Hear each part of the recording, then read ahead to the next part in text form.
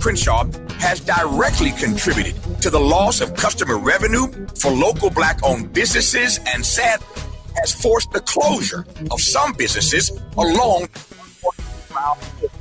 For years now, churches have been experiencing decreased attendance due to the elimination of parking, and social service programs for vulnerable fellow citizens have been altogether halted.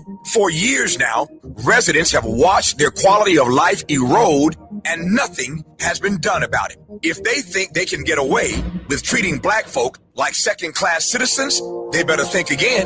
You better think about what you're trying to do to me. This town hall meeting is a reckoning, a public witness, an opportunity for impacted community members to share their experiences for the public record as we prepare to hold those responsible accountable for this enduring nightmare. So please join us Thursday, July 30th, 6:30 p.m. at Bethesda Temple Church, 4909 Crenshaw Boulevard. This town hall meeting is free and open to the public, but registration is required at KBLA1580.com. With a KBLA Talk 1580 editorial, I'm Tavis Smiley, And as always, we welcome your feedback.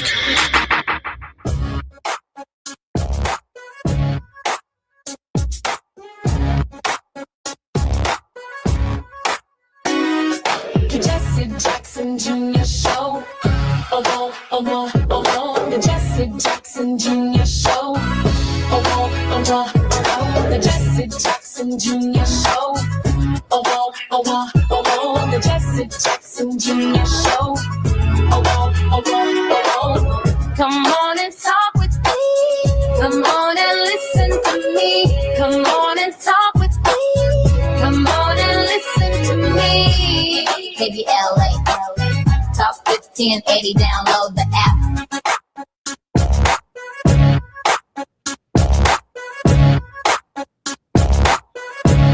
It's Wealthy Wednesdays on the Jesse Jackson Jr. Show. I'm Jesse Jackson Jr. Welcome forward to the Jesse Jackson Jr. Show on KBLA Talk 1580.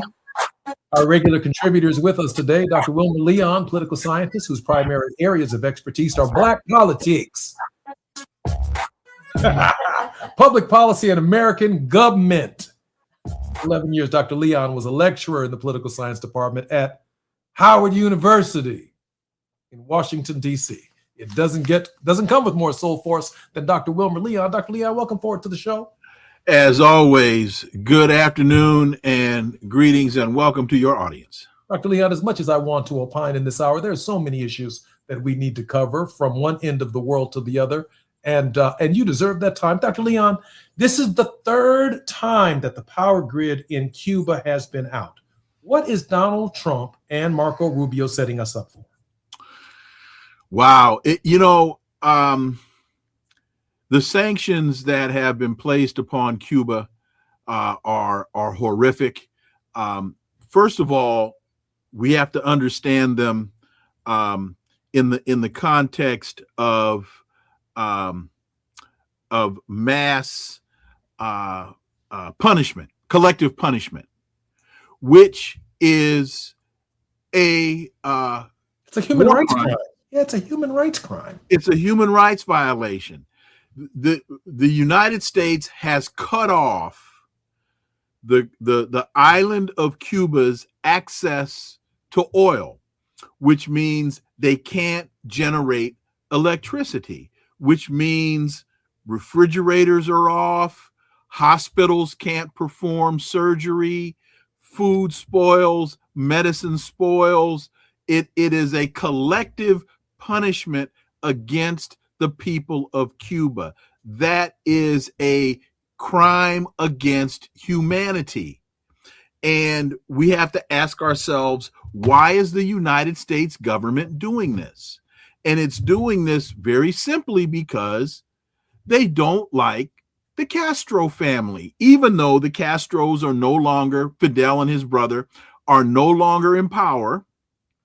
Fidel isn't even alive. They claim this is a communist government, and with all of that chatter, all of that rhetoric, they need to let it go. They need to understand that Cuba is a sovereign nation and allow the people of Cuba to determine the politics of their own country. Dr. Leon, let me ask you this question. We have about 2 minutes before we come forward, so it's going to be fairly quick. What would it mean if the power to your refrigerator and the power to your freezer was shut down? Well, actually, I just had that problem last week and had to throw out a whole bunch of food. But what it means is eating becomes incredibly more challenging. If you have medications that need to be refrigerated, your medication spoils.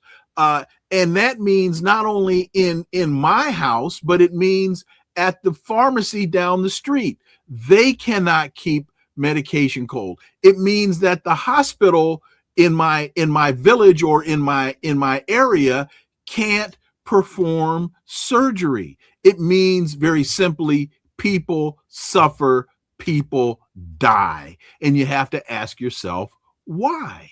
And it does mean that everyone has to leave their home in real time to get fresh meat, to get fresh fish, to get fresh produce. It means There is a scramble. Everybody in the neighborhood is fighting for fresh protein. And there's no other way to even imagine it. And it means that the elderly and those that are medically challenged can't get into air-conditioned facilities and stay cool. Imagine Los Angeles. Imagine on the 10, on the 110, the 118, the 5, and the 101, if you were rushing home from work and your freezer was out, and so was your refrigerator. The challenges would be nothing short of extraordinary. I'm Jesse Jackson Jr. You're listening to the Jesse Jackson Jr. Show on KBLA Talk 1580. More when we come forward with Dr. Wilmer Leon in just a moment. It's afternoon drive time with Jesse Jackson Jr. Only on KBLA Talk 1580.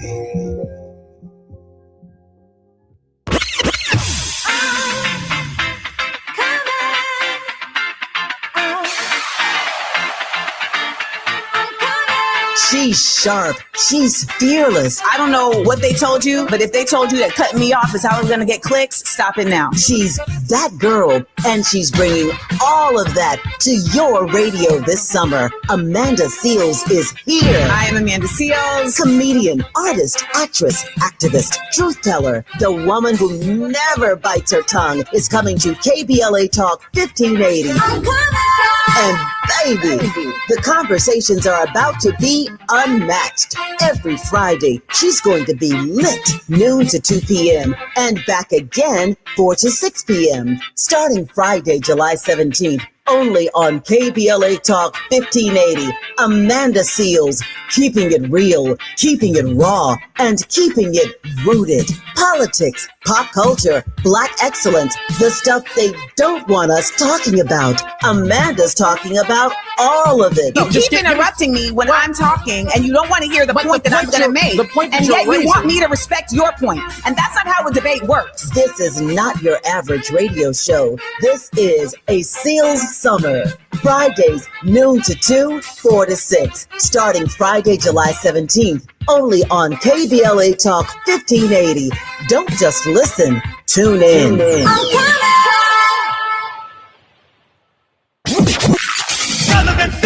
You have something to say, and we want to hear it. KBLA Talk 1580 is engagement radio, not outrage radio. A place where your hopes, your frustrations, and your ideas are welcome 24 hours a day, 7 days a week. Real talk, real people, real Los Angeles. KBLA Talk 1580, the station that sounds like the city looks. Tune in on your AM radio dial at 1580. Download our free KBLA 1580 app or listen live on our website at KBLA1580.com. Unapologetically progressive.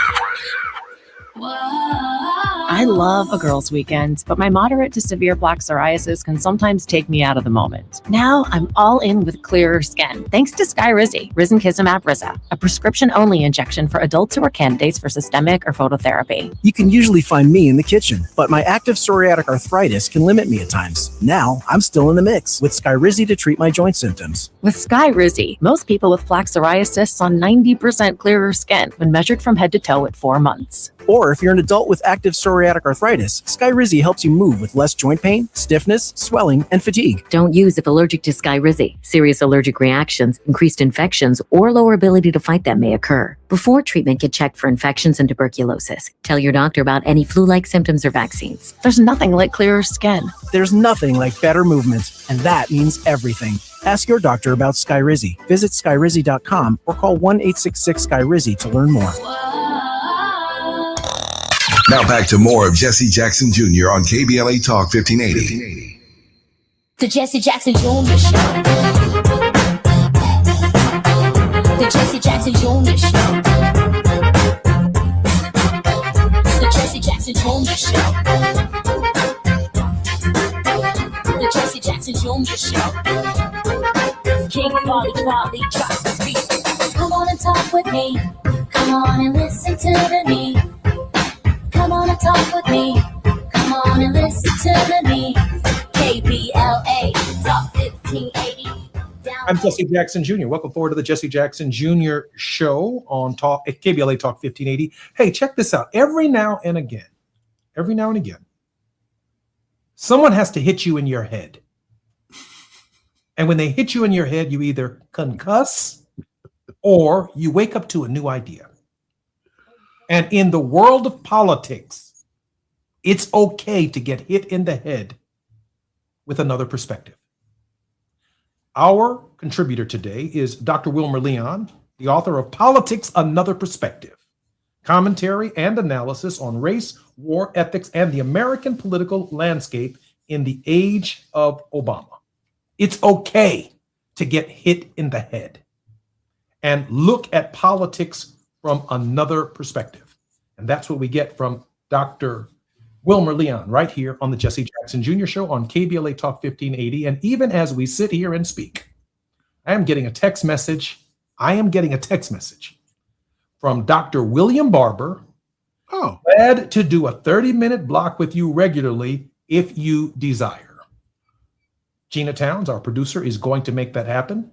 But that brings us to our most important point, fortuitously, that Dr. Wilmer Leon wanted to talk about today: Christian nationalism infiltrating the Black church by Reverend William Barber. Dr. Leon, what is the evidence that that is true? Well, we've been hearing for a very long time. It surfaces almost cyclically, and we're seeing this now really rear its ugly head in the Trump administration. Basically, Christian nationalism or Christian nationalists assert that the United States was divinely founded as a Christian nation, and that the government should defend this Christian heritage. And that is in direct contradiction to the First Amendment, and it's in direct contradiction to the history of the country. But you see Donald Trump playing to the Christian, the late Jerry Falwells of the world, the Ralph Reeds of the world, those that are trying to interject a Christian ethos into our education system by demanding that the Bible be taught in school, that the 10 Commandments be placed in courthouses, all of these types of things.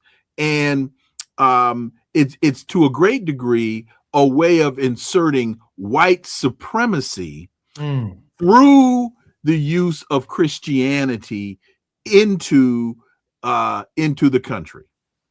Dr. Leon, I want to hit, since you brought this article to my attention, I want to hit all of the Christians in the head, another perspective, which is what you introduced by introducing this article into the show today.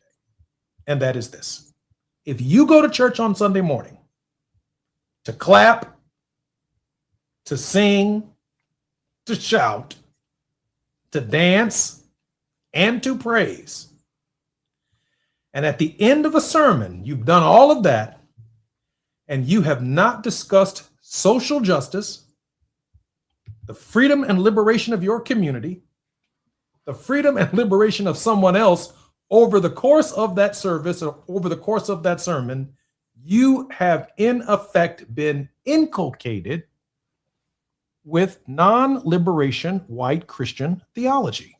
That's really the thesis that Dr. Barber is positing in this piece that you sent me. And he's absolutely right. Reverend Cone, James Cone, in the book The Cross or the Lynching Tree, I believe, talks about the fact that the Christian gospel is essentially a message of freedom. Jesus of Nazareth, the Jesus of history, was a freedom fighter. And Reverend Cone also tells us that if your theology is not grounded in the liberation of your people, you're wasting your time. you're also being misled, bamboozled, and led astray. Hoodwinked. Hoodwinked, bamboozled, and led astray. So we've got to identify this for what it is, because we're being taken down a very misleading, very, very perilous, very white supremacist path if we don't understand what this MAGA Christianity, and you can even find it. It represents itself in Christian Zionism, because this whole support for the Zionist colony of Israel, the genocide that is being imposed upon the Palestinians. So when you listen to Huckabee, Mike Huckabee, and Mike the Huckster Huckabee, promoting this whole Zionist issue, and that, you know, Jesus will return, and I mean all of that. What do they call that? The not the reckoning, but the what's the term? The resurrection? I'm drawing a blank on the term. But you know, the end of times, the end of the world, and that we're now in the midst of it. Apocalypse or exactly. All of that as a way of supporting the Zionist colony of Israel. At its core, it is white supremacy. I find that a compelling, a very, very compelling argument. And I'm also reflecting in this moment about the rapture. That's what I was trying to get to. The rapture. I'm also reflecting in this moment when pastors say they don't want to register voters, or they don't want preachers or people to come, politicians, if you will, to come into their churches and talk politics. But then on the other hand, and I want you to pay close attention to this, not you, Dr. Leon, but to our listeners, when Tavis Smiley does his editorials and he sets the time and the clock runs out, and he says, we are having a town hall meeting to discuss what's taking place in the neighborhood or on the street right in front of us. We are gathering to discuss justice rolling down like righteousness of a mighty stream. That the investment that the city, that the county, that the government that was supposed to make right out in front of the radio station is something that needs to happen right now. Man, that's good theology, man. That is a sermon that will preach because it does. Because making it happen is that Christian witness. That makes sense to you, Dr. Leon? Well, it makes perfect sense to me. It makes perfect sense to me. And at the bottom of all of this, as you know, they love to recite the Pledge of Allegiance and put their hand over their heart, and they want to proclaim with liberty and justice for all. For all. That includes us. So all we're really demanding through all of this is that America live up to its precepts, that America live up to its principles. That's all we're demanding. Nothing more, nothing less. But for some reason, when we make that claim, there seems to be a problem in the argument. Dr. Leon, there's a, let me pivot for a moment because we have about 4 minutes before, about 6 minutes before we come forward. Hakeem Jeffries is taking a lot of heat right now on this question of his willingness not to cut aid to Israel. And I don't know a more prescient issue in the 2026 campaign other than affordability. This issue right here in the Democratic primaries has really fueled Bernie Sanders, AOC, Mamdani, and the entire Democratic Socialist of America coalition on where the Democratic Party is on the genocide that's taking place in the Gaza. Hakeem Jeffries recently made it clear that he is going to support aid to Israel. What are the consequences of that decision in the midterm elections? Well, it could prove to be quite dire because he's being now publicly exposed for being on the wrong side of this issue.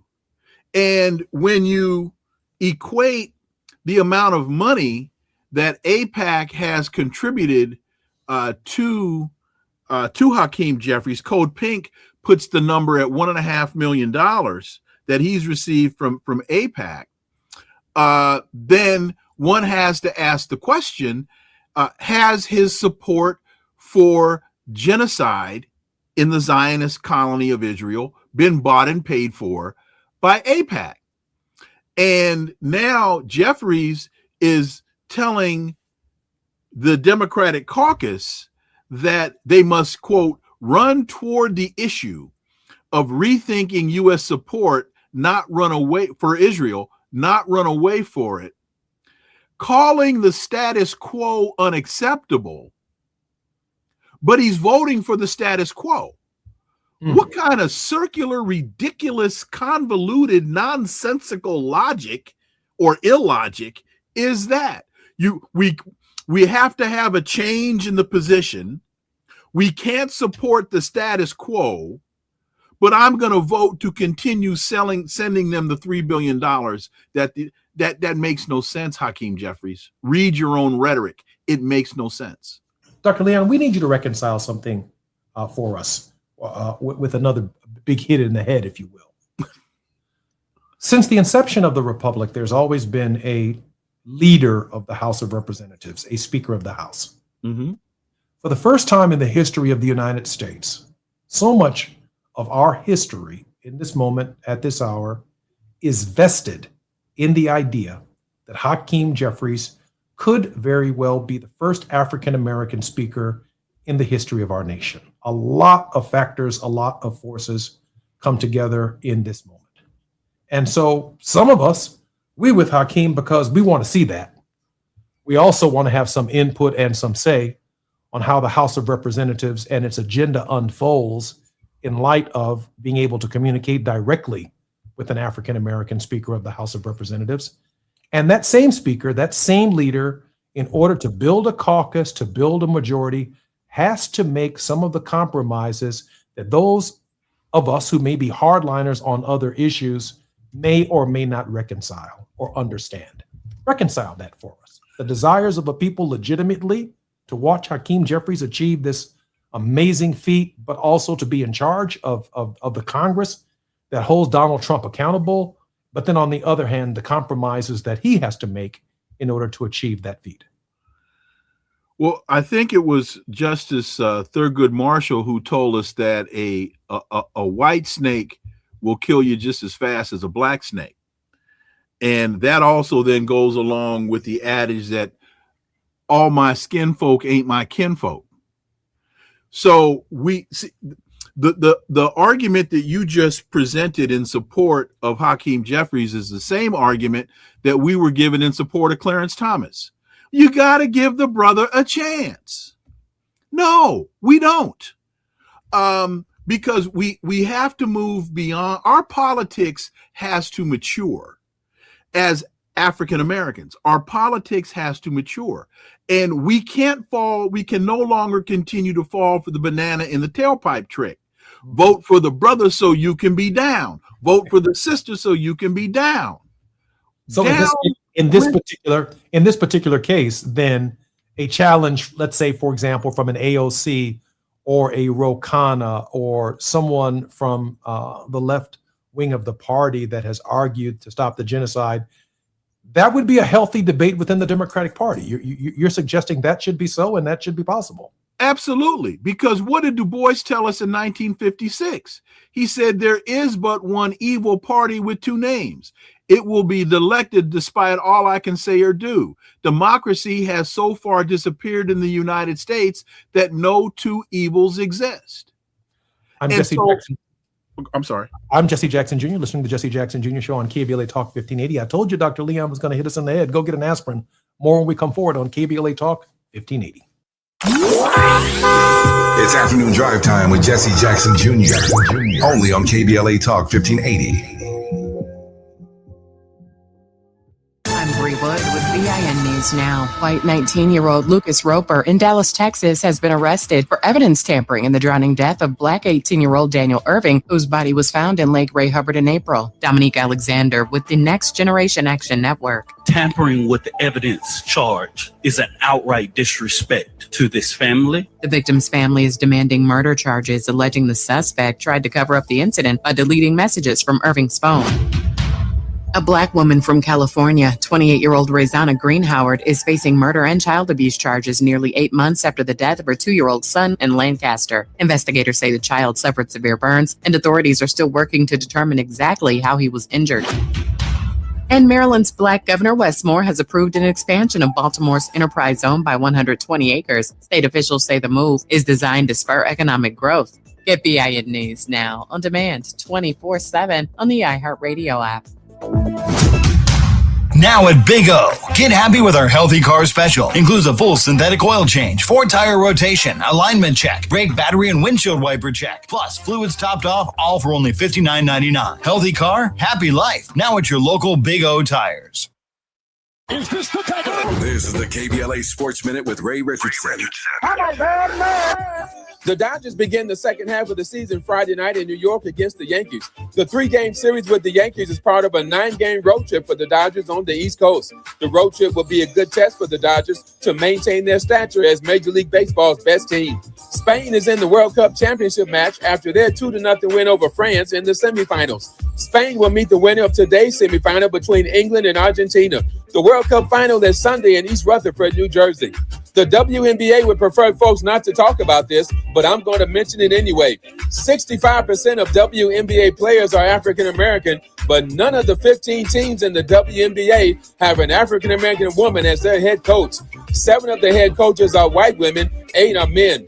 The WNBA needs to work on this issue. No debates, no speculation, just the info you need. That's your KBLA Sports Minute. I'm Ray Richardson on KBLA Talk 1580. You can't fix what you won't face. And we face it every day. This is KBLA Talk 1580. We've got a lot to talk about. I'm Reverend Gerald, the life coach. Is someone you love struggling with addiction and mental illness? Is improving your family's health important? Want to leave a legacy that your family can grow? Are you ready to enhance your perception of life experiences? Then wake up weekends at 7 a.m. with Urban Family Focus and get the wisdom, opportunity, resources, and motivation to live your best life. Join the conversation on Urban Family Focus Saturday and Sunday at 7 a.m. Unapologetically progressive. KBLA Talk 1580. We've got your black. Ready to order? Yes. We're earning unlimited 3% cash back on dining and entertainment with the Capital One Saver card. So let's just get one of everything. Everything? Fire everything. The Capital One Saver card is at table 27 and they're earning unlimited 3% cash back. Yes, chef! This is so nice. Had a feeling you'd want 3% cash back on dessert. Ooh, tiramisu. Earn unlimited 3% cash back on dining and entertainment with the Capital One Saver card. Capital One, what's in your wallet? Terms apply. See CapitalOne.com for details. Oh no! Straight to roof down. Oh no, we have time. Please, God, save us. Save our house. Please, God, please. At KBLA Talk 1580, we haven't forgotten what happened Tuesday, January 7th, 2025. The trauma, processing the loss of our home. How do we address the compounding effect of the fire now more than 18 months later? I noticed one of my 3 children engaged in self-harm who hasn't been able to articulate the challenges that they've had since the fire. And 4 out of the 5 folks in our household are in therapy. 1 is not. And the one that's not is the one who I noticed with the marks on their person. This isn't okay. You need to talk to someone. Black historical memory keeps alive the stories and struggles of everyday people and communities. Black historical memory preserves truths that others attempt to erase, minimize, or distort. Black historical memory prevents history from repeating its worst chapters. At KBLA Talk 1580, we will never forget. Tune into Conversation Live, Altadena Rising with James Farr, weekends on KBLA Talk 1580. 1580. 1580.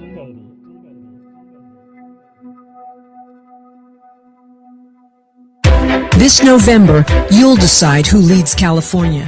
So shouldn't you hear directly from the people asking for your vote? Join us for California Voices, a political town hall and ballot forum, Saturday, October 3rd, 2026. Meet candidates running for governor, lieutenant governor, attorney general, and other major statewide and local offices, including mayor of Los Angeles, city attorney, and LA County sheriff. Get clear, nonpartisan breakdowns of the propositions on your November ballot, both sides, no spin. And ask your questions directly, in real conversation, face to face. California Voices is brought to you by KBLA Talk 1580 and the Empowerment Congress, giving you the information you need before you vote. Mark your calendar, Saturday, October 3rd, 2026, California Voices. Follow KBLA 1580 for details and download the KBLA 1580 app. Your vote, your voice. Be there. You're listening to Jesse Jackson Jr. on KBLA Talk 1580. The Jesse Jackson Jr. Show. The Jesse Jackson Jr. Show. The Jesse Jackson Jr. Show. The Jesse Jackson Jr. Show. King Quality drops the beat. Come on and talk with me. Come on and listen to me. Come on and talk with me. Come on and listen to me. KBLA Talk 1580. Download the app. I'm Jesse Jackson Jr. Welcome forward to the Jesse Jackson Jr. Show on KBLA Talk 1580. Dr. Wilmer Leon is the host and producer of the nationally broadcast radio show Inside the Issues with Wilmer Leon on Sirius XM Satellite Radio Channel 126. Dr. Leon, welcome forward to the show. Good afternoon, and thank you very much for the invite. Greatly appreciated. Dr. Leon, how can we support your work? Go to wilmerleon.com. You can find out everything you need there at the website. We'll just keep it simple. Just go to, you can communicate with me there, and tune in Saturdays from 11 to 2 p.m. Eastern on Sirius XM 126 Urban View for Inside the Issues with Wilmer Leon. You can support me there. Dr. Leon, a federal appeals court in Louisiana ended a decades-old desegregation order in the state of Louisiana. Now, I'm from Chicago, in the state of Illinois. I'm spending the next month and a half in Georgia. You're, I assume, in Maryland.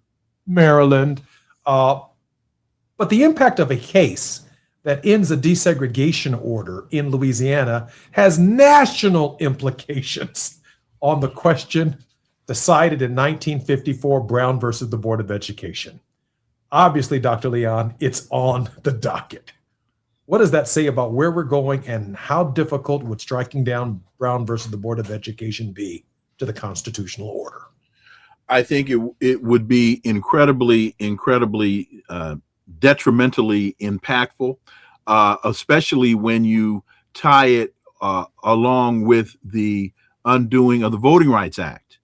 A number of the elements that have enabled people of color, particularly African Americans in this country, to develop some semblance, some level of equality in this country, come through two major elements. One, through the vote, access to the franchise, the ability to express oneself politically and have that expression represented or manifesting itself through those that you elect to represent you.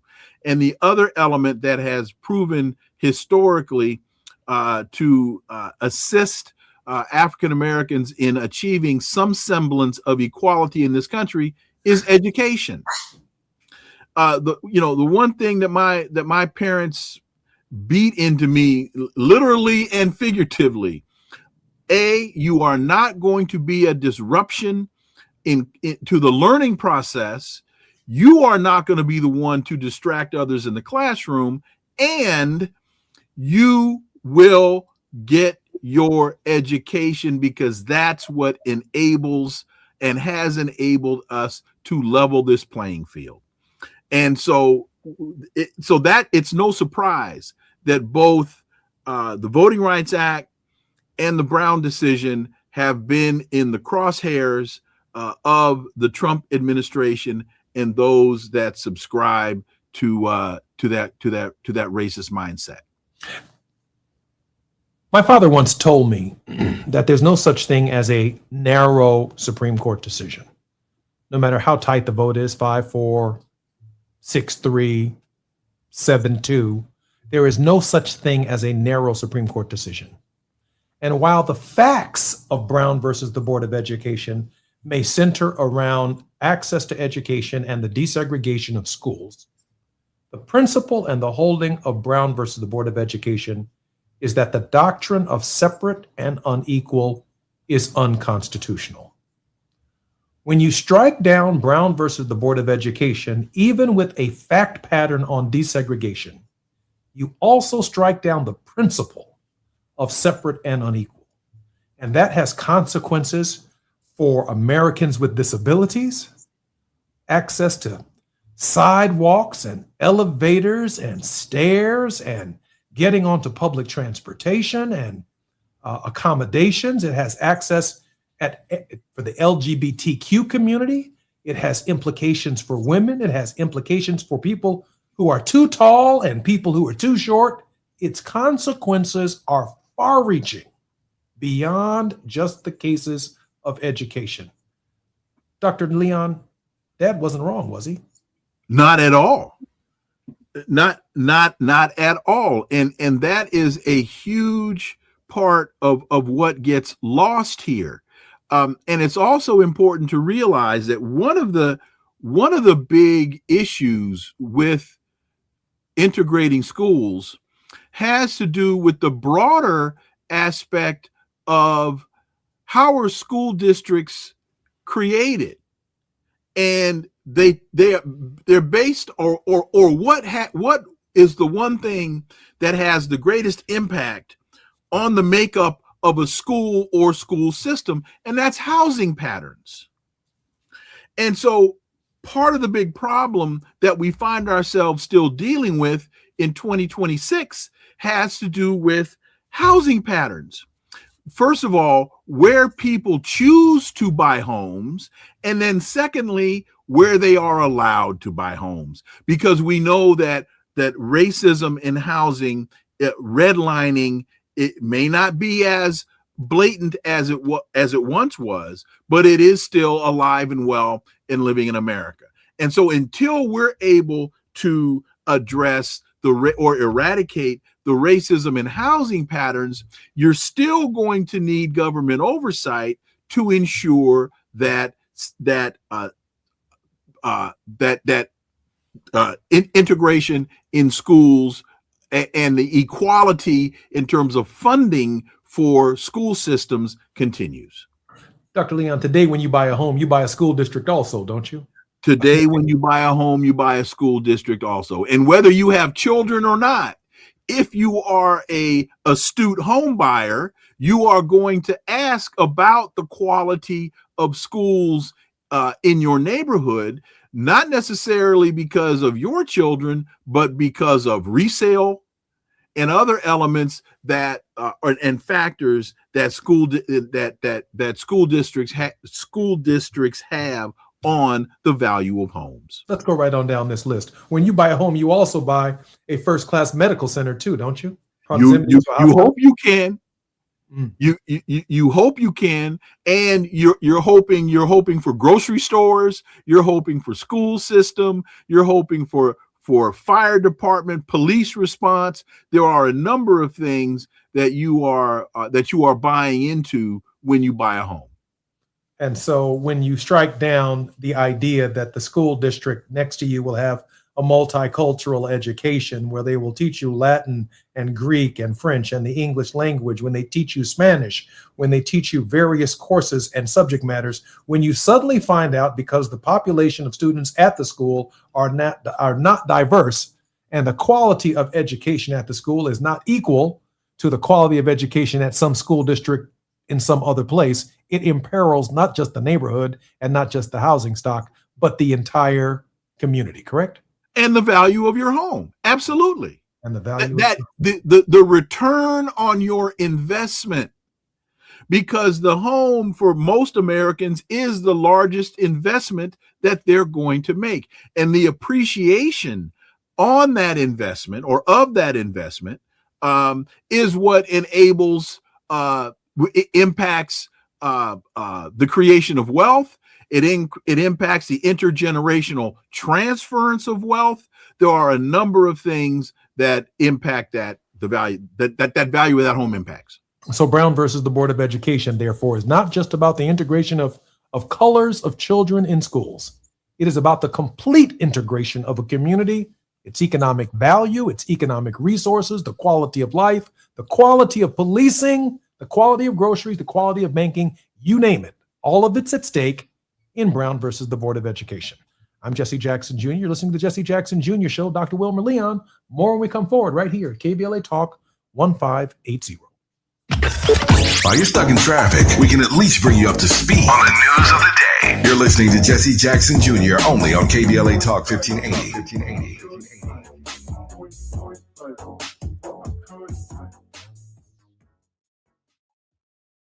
Listen up, KBLA delegation. We have something you need to hear. Right now, you may qualify for low-cost home internet. And we're not talking about a catch. This is real. Many internet service providers offer low-cost internet plans if anyone in your household is enrolled in CalFresh, Medi-Cal, SSI, or is income eligible. There are a lot of families in our community who deserve to be connected. Here's all you do. Call 844-461-7893. That's the Get Connected call center. Real people ready to help you enroll today. Or go online to internetforallnow.org to find a provider near you. You may also qualify for a low-cost computer through Human IT. Connectivity is not a luxury. In 2026, it's a necessity, and you deserve access just like everybody else. Call 844-461-7893. That's 844-461-7893. KBLA's got you. If you missed any of this, you can always go to our website at KBLA1580.com. Brought to you by KBLA Talk 1580 in partnership with the California Emerging Technology Fund, CETF. I think my LADWP bill is due, but nothing's come in the mail yet. You still get paper bills? Yeah, it's how I keep track of things. Clearly, it's not working. You can't remember when it's due. You need to sign up for paperless billing. I get an email when my LADWP bill is due. I never have to wait on the mail, and I can see 7 years of bills in my online account. Plus, first-time signups get a $10 bill credit. $10 bill credit for new LADWP paperless billing signups. LADWP.com/paperless. Going to a World Cup match in LA this summer? Ditch the parking stress and ride Metro. With direct service from across LA County, it's the easy way to get there for just $1.75 each way. KBLA Talk 1580. We've got a lot to talk about. KBLA Talk 1580, connecting you with services and solutions. The Michael's Daughter Foundation is dedicated to inspiring youth and resilience through storytelling, arts, filmmaking, and enrichment programs for youth and families in under-resourced communities and system-impacted individuals. The Michael's Daughter Foundation is a 501c3 nonprofit providing free and low-cost arts programs to youth and families from under-resourced communities, both system-impacted youth and those affected by the incarceration of a loved one. 1 in 43 children in America have a parent incarcerated. 70% of those children are expected to end up in prison. Through filmmaking, animation, theater, and writing, they help young people express themselves, build confidence, and imagine new possibilities. Beyond the arts, they offer financial literacy workshops, emergency support, and scholarships. Because thriving takes more than talent, it takes access. To learn more about the impact of Michael Daughters Foundation and how you can be a part of the movement, please visit their website, michaelsdaughterfoundation.com. This is a community call to action from KBLA Talk 1580. KBLA Talk 1580. We've got a lot to talk about.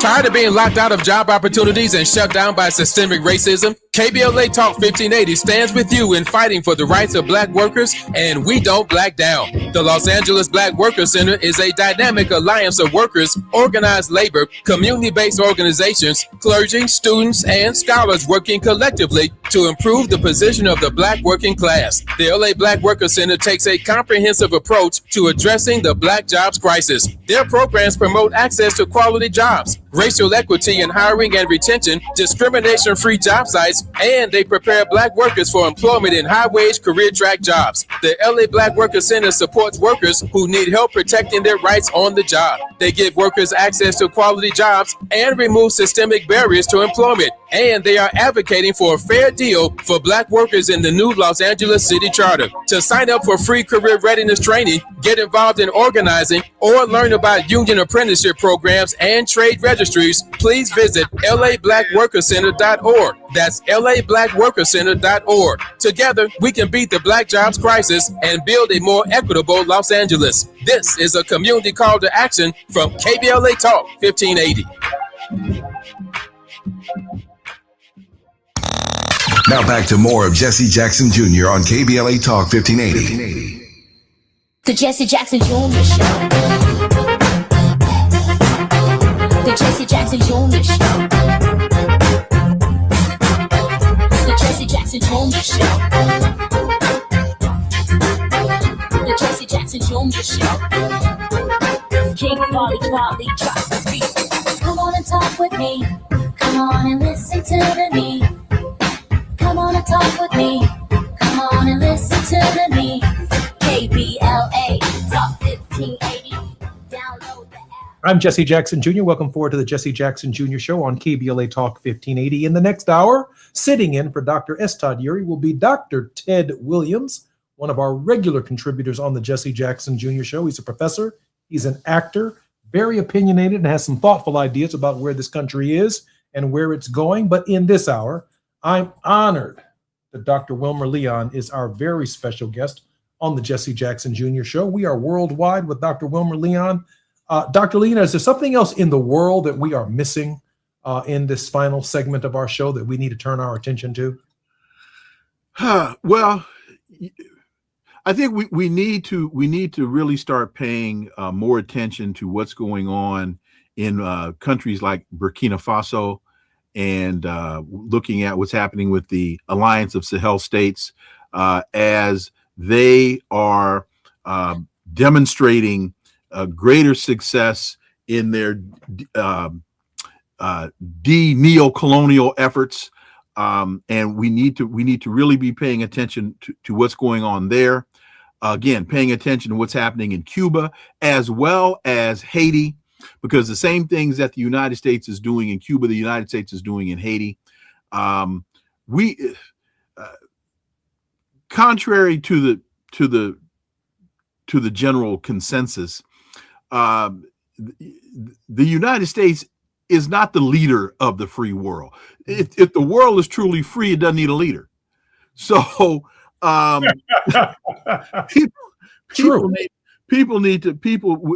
Americans truly need to be paying attention to this, because the global dynamic is shifting, and if we aren't paying attention to that shift, we are going to be behind the curve instead of being in front of the curve. The colonial project, since for the last 3,000 years, has known more colonization than it has known the idea of freedom. The idea of freedom is, as you correctly stated, Dr. Leon, a relatively new concept, because the history of the world is far more manifest destiny. It's far more the expansionist theological logic that the Catholic Church itself is still coming to terms with, this doctrine of discovery. Like white folks are going around the world discovering Black and brown folks and civilizing them. But the colonial project in the last 100 or so years, it has been on the retreat. Dr. Leon, do we see an expansion of the colonial project as we sit here in our own time and space? We see an attempt at the expansion of the project, and what we're finding is entities such as the BRICS, Brazil, Russia, India, South Africa, and China are stepping in and saying, we're not going this route anymore. We're not accepting this anymore. We need to be paying attention to this. The History Channel just ran a phenomenal piece on Custer, and Custer's Last Stand. And folks, if you get a chance, take a look at this, because what happened in 1860 or 1840, whenever this took place, we're still trying to, the United States is still trying to build on this today. Look at what the United States did to the Lakota people. Look at what the United States did to the Sioux. And when they realized that they were going to have a problem defeating the Native Americans as the United States tried to expand westward, they saw that their primary source of sustenance was the buffalo. And so what did they do? What did the United States government do? It killed the buffalo. And that to me speaks volumes. They went from millions of buffalo to less than 500. They killed the buffalo so they could kill the Indian. Wow. They did it in the 1800s. They're doing it now. And I just saw a recent news article, I think on CNN, regarding efforts to relocate native horses from native lands, wild horses, to other lands, with Native Americans profoundly distraught and in a deep melancholy about the Department of the Interior and their movement. I just want to, before we get to your word of hope, share with our listeners the nature of the colonial project. When you think about the Strait of Hormuz, that too is part of the colonial project. The establishment of the State of Israel, the Balfour Agreement, part of the colonial project. The expansion of Israel into the West Bank and into the southern Lebanese territories, the colonial project. The Dutch in South Africa, an expansion of the colonial project. The United States cutting power to the people of Cuba and threatening people in the Caribbean and taking oil from the people of Venezuela, part of the colonial project. This idea that somehow we can annex Greenland and make it part of the United States is part of a colonial project. When we hear African nations still owing money to the French and to other former colonial empires who colonized their country, demanding that African countries, even though they've been robbed of natural resources, gold, minerals, diamonds, you name it, we somehow, meaning African countries, still owe them for a road that they built so they could take the minerals out of the country. Part of the colonial project. Dr. Leon. Donald Trump made a comment last week about, he says, we've been fighting with Iran for 47 years, basically referring to the Iranian Revolution. But very few people ask themselves, what was the basis of the Iranian Revolution? Why were they so angry? And you can go back all the way to 1920 and look at when Britain put the Shah on the throne in Iran. And you can also find a timeline showing when Britain put the Sabah family in charge of Saudi Arabia. At the same time, they were trying to create a space to create the Zionist colony of Israel. Understand the history. So when you hear, oh, there was a coup d'etat, why? Why were they so angry? And you might find they had good reason to be. I'm Jesse Jackson Jr., listening to the Jesse Jackson Jr. Show on KBLA Talk 1580. Our very special guest and regular contributor in this hour has been none other than Dr. Wilmer Leon, lecturer in Political Science Department of Howard University, and also a host producer of a nationally broadcast radio talk show, Inside the Issues with Wilmer Leon, on Sirius XM Satellite Radio, Channel 126. Dr. Leon is our regular contributor on Wealthy Wednesdays. Dr. Leon, thank you for spending time with us on the show. Looking forward to seeing y'all next week. Can't wait. I'm Jesse Jackson Jr. I will opine in the first segment of the next hour to discuss and properly position our understanding as African Americans of the Bill of Rights. More on KBLA Talk 1580 when we come forward. I'm Jesse Jackson Jr. Ted Williams is up next, right here on Wealthy Wednesdays. KBLA 1580 Santa Monica. Hi, I'm Bree Wood with BIN News Now. White 19-year-old Lucas Roper in Dallas, Texas has been arrested for evidence tampering in the drowning death of Black 18-year-old Daniel Irving, whose body was found in Lake Ray Hubbard in April. Dominique Alexander with the Next Generation Action Network. Tampering with the evidence charge is an outright disrespect to this family. The victim's family is demanding murder charges, alleging the suspect tried to cover up the incident by deleting messages from Irving's phone. A Black woman from California, 28-year-old Raizana Greenhoward, is facing murder and child abuse charges nearly 8 months after the death of her 2-year-old son in Lancaster. Investigators say the child suffered severe burns, and authorities are still working to determine exactly how he was injured. And Maryland's Black Governor Wes Moore has approved an expansion of Baltimore's enterprise zone by 120 acres. State officials say the move is designed to spur economic growth. Get BIN News Now on demand 24/7 on the iHeartRadio app. Now at Big O, get happy with our Healthy Car Special. Includes a full synthetic oil change, 4-tire rotation, alignment check, brake, battery, and windshield wiper check. Plus, fluids topped off, all for only $59.99. Healthy car, happy life. Now at your local Big O Tires. Is this the time? This is the KBLA Sports Minute with Ray Richardson. The Dodgers begin the second half of the season Friday night in New York against the Yankees. The 3-game series with the Yankees is part of a 9-game road trip for the Dodgers on the East Coast. The road trip will be a good test for the Dodgers to maintain their stature as Major League Baseball's best team. Spain is in the World Cup championship match after their 2-0 win over France in the semifinals. Spain will meet the winner of today's semifinal between England and Argentina. The World Cup final is Sunday in East Rutherford, New Jersey. The WNBA would prefer folks not to talk about this, but I'm going to mention it anyway.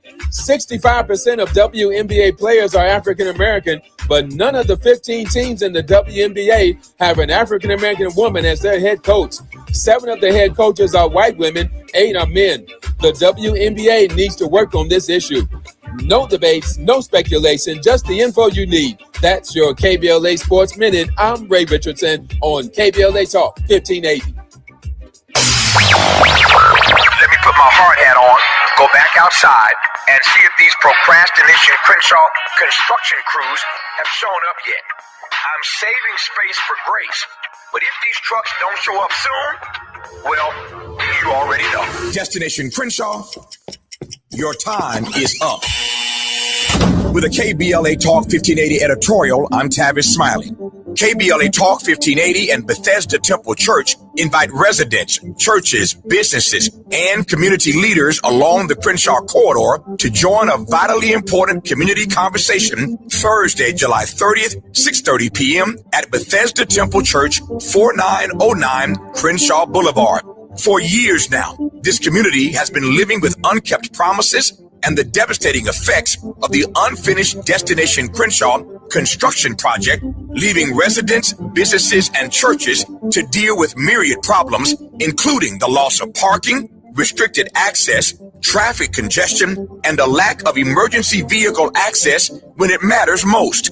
For years now, Procrastination Crenshaw has directly contributed to the loss of customer revenue for local Black-owned businesses and, sadly, has forced the closure of some businesses along this 1.3-mile corridor. For years now, churches have been experiencing decreased attendance due to the elimination of parking, and social service programs for vulnerable fellow citizens have been altogether halted. For years now, residents have watched their quality of life erode, and nothing has been done about it. If they think they can get away with treating Black folk like second-class citizens, they better think again. You better think about what you're trying to do to me. This town hall meeting is a reckoning, a public witness, an opportunity for impacted community members to share their experiences for the public record as we prepare to hold those responsible accountable for this enduring nightmare.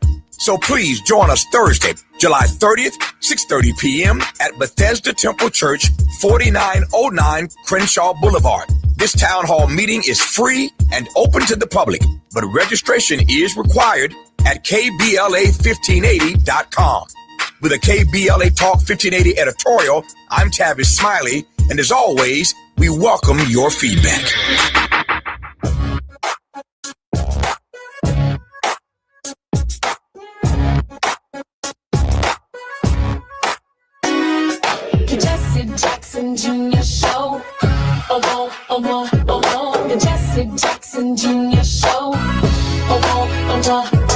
The Jesse Jackson Jr. Show.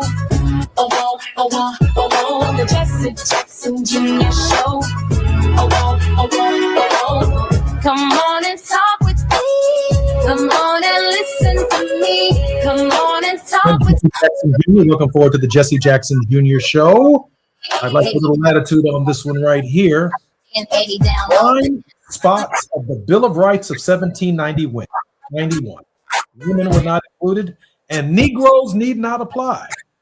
The Bill of Rights was ratified in 1791. It read like a triumph of human liberty, freedom of speech, freedom of religion, protection from unreasonable searches, the right to a fair trial. 2 centuries ago, Americans recite these amendments as though they were written for everyone from the start. They simply were not. The men who drafted the first 10 amendments were not imagining a nation of equals. They were imagining a nation of propertied white men, and the rights they enshrined were built to protect that class specifically. Enslaved Black Americans were at the time 3/5 of a person under the Constitution's own arithmetic, a formula designed not to elevate them, but to inflate the political power of the states that owned them, while denying them any of the liberties being celebrated. Free Black people fared only marginally better, shut out of citizenship, voting, and legal standing in state after state. Women, regardless of race, had no independent legal existence at all under the doctrine of coverture. A wife's property, wages, and legal identity were absorbed into her husband's. The right to bear arms and the right to speedy trial and public trial, the protection against cruel and unusual punishment, these were guarantees among men who already held power, extended to shore up that power and not to share it. This isn't a matter of interpretation or modern projection backward into the past. The historical record is direct. Justice Roger Taney said it plainly in Dred Scott versus Sanford, ruling that Black Americans, free or enslaved, were never intended to be included among, quote, the people, quote, the Constitution described, and had no rights which white men were bound to respect. He was not inventing a new reading. He was accurately describing the document as its framers understood it. It took a civil war and the Reconstruction Amendments to even begin correcting the record, and even then the correction was partial, contested, and violently resisted for another century. Women would not secure a constitutional right to vote until 1920, a full 129 years after the Bill of Rights was ratified, and even that amendment did little for Black women in the Jim Crow South, who continued to be turned away from ballot boxes through terror and legal trickery until 1965. None of this means the Bill of Rights was worthless or that the language was permanently fixed to its author's intentions. Words were once written into founding law can grow the men who wrote them. It can outgrow them. This is precisely what happened. Abolitionists, suffragists, civil rights lawyers spent generations doing something remarkable. They took the language built to protect a narrow class of men and forced the nation to actually live up to its universal sounding promises. We the people was never meant to include everyone in 1787, but the phrase was elastic enough and the moral pressure sustained enough and eventually had to. That history matters today because it complicates the comfortable myth that America's founding documents were simply ahead of their time, waiting patiently to be applied evenly. They weren't natural texts slowly discovered to include more people. They were narrow texts that excluded people deliberately and were only widened through relentless political struggle, abolition, the 14th and the 15th Amendments, the 19th Amendments, the Voting Rights Act, each fought for by people the original document did not consider part of the people at all. Recognizing this isn't an attack on the founding fathers or the framework they built, it's simply honest history. And honest history should make us less complacent, not more cynical.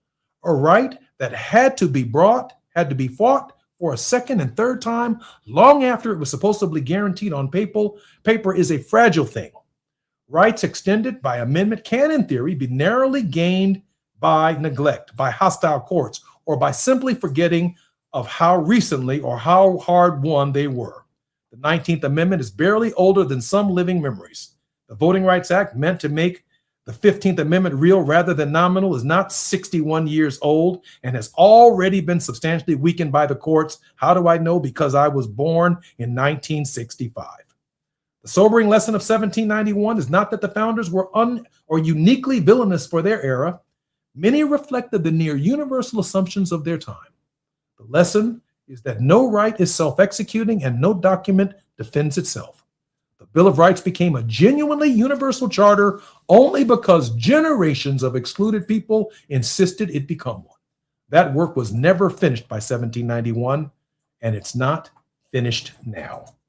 I'm Jesse Jackson Jr. In this hour, our very special guest will be none other than Dr. Ted Williams, an educator, actor, author who teaches political sciences at the City of Chicago City Colleges. He's a graduate of the University of Chicago, Rutgers University, and Northern Seminary. He's an actor, NBC's Chicago PD, Showtime's The Chi, various films, plays, and commercials for companies including Empire Carpet, Cheerios, and Subway. I'm Jesse Jackson Jr. More on KBLA Talk 1580 with Dr. Ted Williams when we come forward. It's afternoon drive time with Jesse Jackson Jr. Only on KBLA Talk 1580.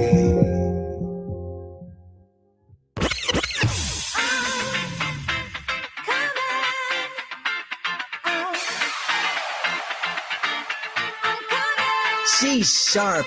She's fearless. I don't know what they told you, but if they told you that cutting me off is how I'm going to get clicks, stop it now. She's that girl, and she's bringing all of that to your radio this summer. Amanda Seales is here. I am Amanda Seales. Comedian, artist, actress, activist, truth teller. The woman who never bites her tongue is coming to KBLA Talk 1580. And baby, the conversations are about to be unmatched. Every Friday, she's going to be lit noon to 2 p.m. and back again 4 to 6 p.m. starting Friday, July 17th. Only on KBLA Talk 1580.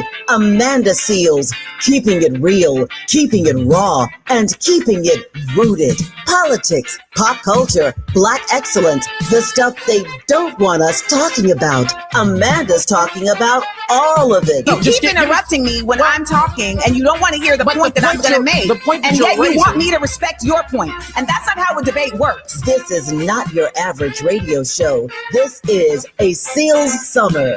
Fridays, noon to 2, 4 to 6. Starting Friday, July 17th. Only on KBLA Talk 1580. Don't just listen. Tune in.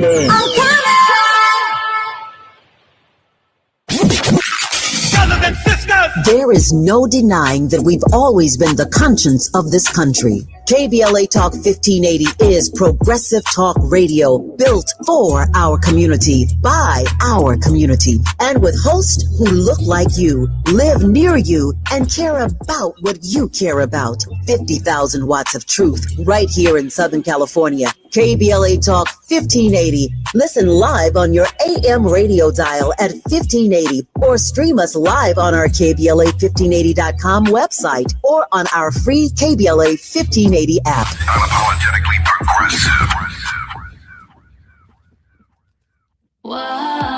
I love a girls' weekend, but my moderate to severe plaque psoriasis can sometimes take me out of the moment. Now I'm all in with clearer skin, thanks to Skyrizi, Risankizumab Riza, a prescription-only injection for adults who are candidates for systemic or phototherapy. You can usually find me in the kitchen, but my active psoriatic arthritis can limit me at times. Now, I'm still in the mix with Skyrizi to treat my joint symptoms. With Skyrizi, most people with plaque psoriasis saw 90% clearer skin when measured from head to toe at 4 months. Or if you're an adult with active psoriatic arthritis, Skyrizi helps you move with less joint pain, stiffness, swelling, and fatigue. Don't use if allergic to Skyrizi. Serious allergic reactions, increased infections, or lower ability to fight them may occur. Before treatment, get checked for infections and tuberculosis. Tell your doctor about any flu-like symptoms or vaccines. There's nothing like clearer skin. There's nothing like better movement, and that means everything. Ask your doctor about Skyrizi. Visit Skyrizi.com or call 1-866-SKYRIZI to learn more. Now back to more of Jesse Jackson Jr. on KBLA Talk 1580.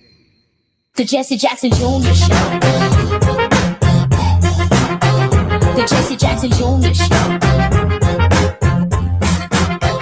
The Jesse Jackson Jr. Show. The Jesse Jackson Jr. Show. King of all equality, drop the beat. Come on and talk with me. Come Come on and listen to me. Come on and talk with me. Come on and listen to me. KBLA Talk 1580.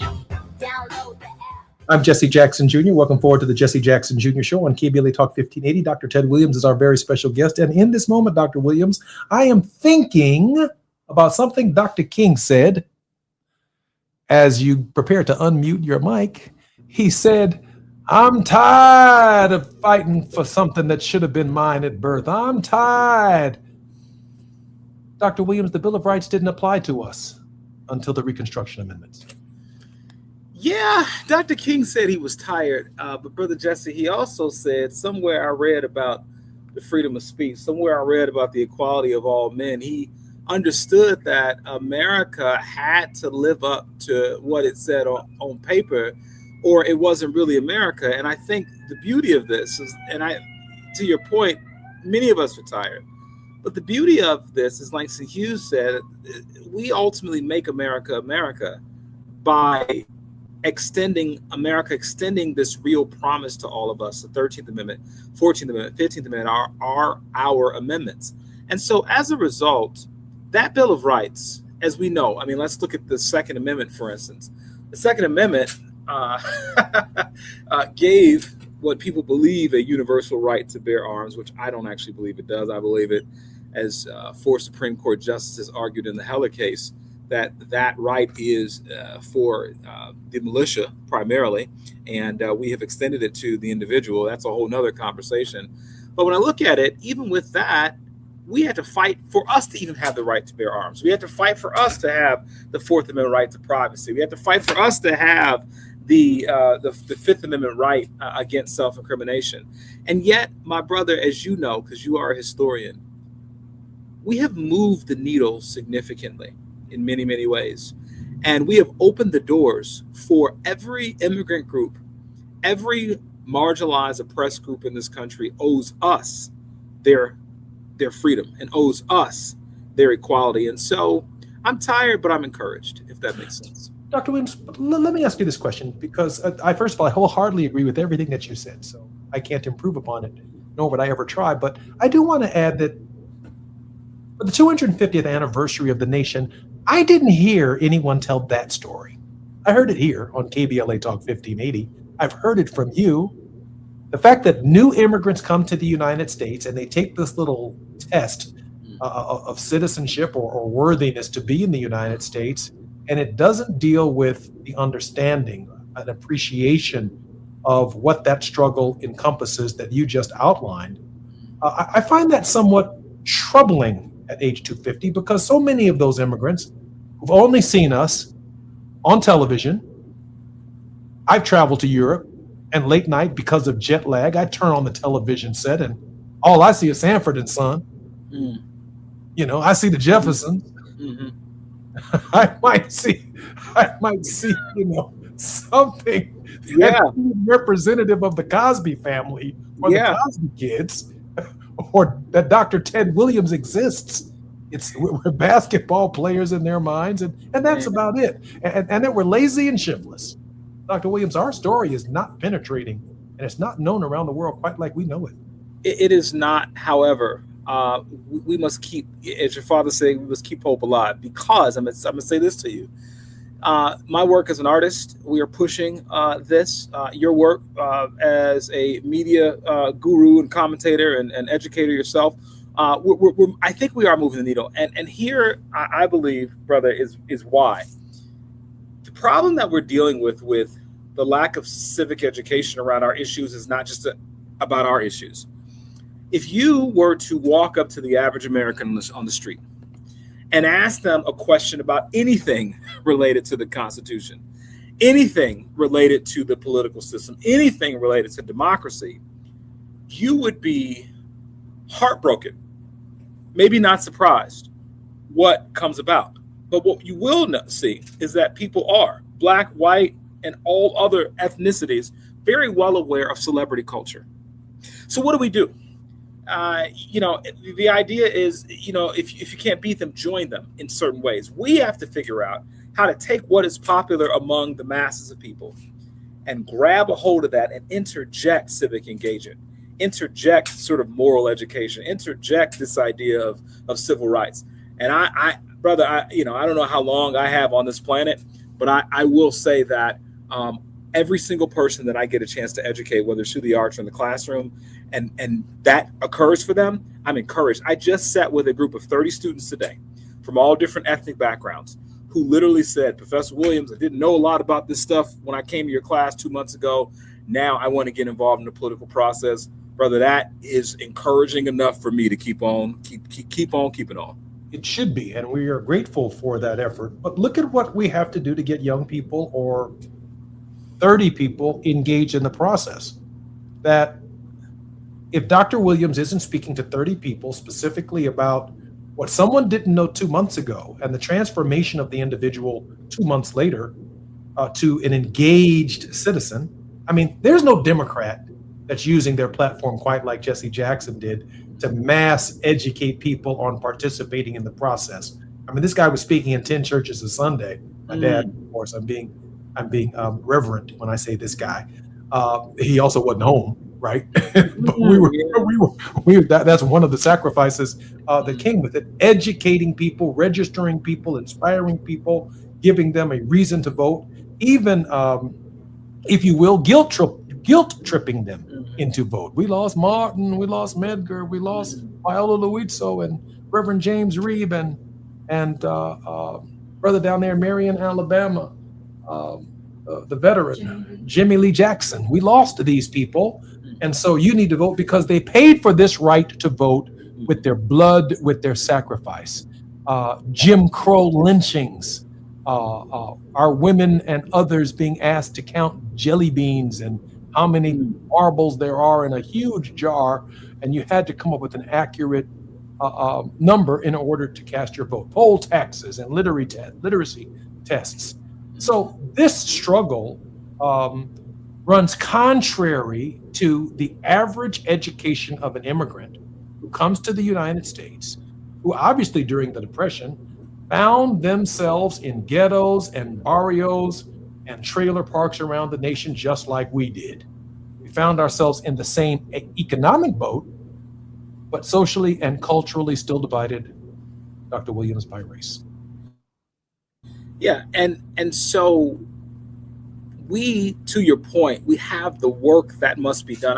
I too, brother, am offended when people come to this country and they don't respect the contributions of the African American community who has literally bled and died so that people would have the rights. I mean, you think about this recent Supreme Court conversation about the 14th Amendment and what that actually meant, and how the Trump administration tried to use the idea that the 14th Amendment was only for us, that African Americans specifically, we care about African. I mean, come on, you all get out of here, right? And they tried to make the argument about domicile and loyalty to the United States, as if when you got freed from enslavement, you had any other option but to be sort of loyal to the place where you are, as if you had any economic option to go anywhere else or do anything. And so when we look at that, I am very comfortable with expanding the understanding of the 14th Amendment to include birthright citizenship, because to me, that is the expansion of democracy and what it means to be an American. And so to your point, it is very sad that people don't know, but I'm telling you, the pressures of a capitalist system make it so that this kind of civic education is not really germane to many people's everyday existence. And so as we look at not just on the individual level, what I'm doing in the classroom, what you're doing with people, that sort of thing, we look at institutionally what ought to happen, brother. And I believe that civic education ought to be mandatory. I think that we have to look at ways to expand this idea that people must be able to engage. Thomas Jefferson, who I am not a fan of, but he believed that education was about citizenship. He believed in citizen schools, because he realized you can't have a democracy if you don't have an educated populace. And so you and I must continue to not only do the work we're doing, but advocate for public policies that make this not only accessible, but mandatory for all people, or we will not have another 250 years.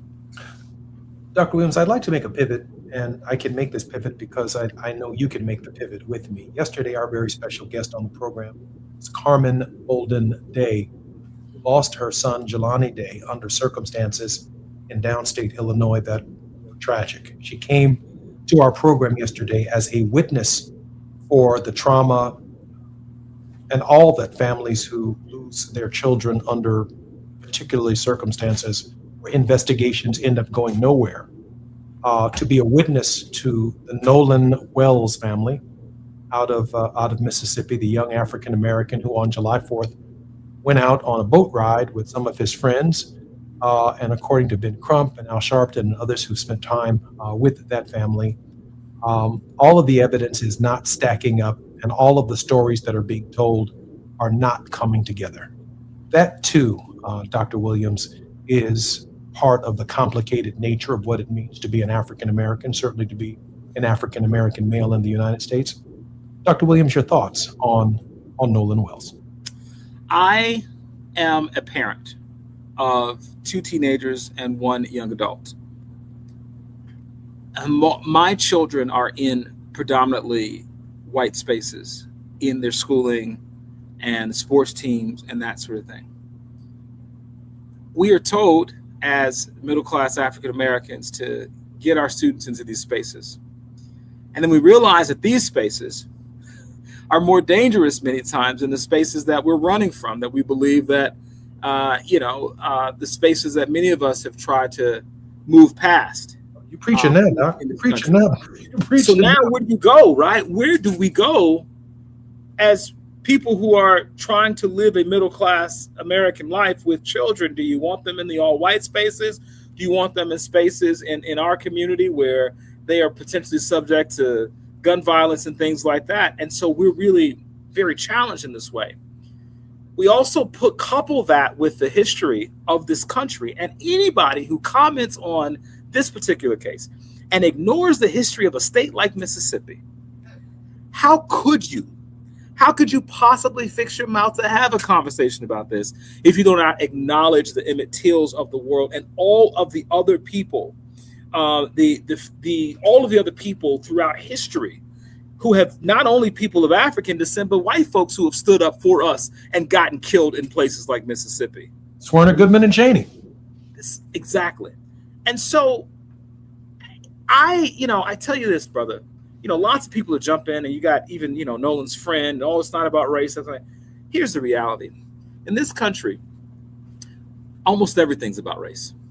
And so if you understand that in context, we can wait until the facts come out. We can operate in love. I believe that the mother and the father in this case are very level-headed people, a lot more level-headed than I would be in this situation, to be honest with you.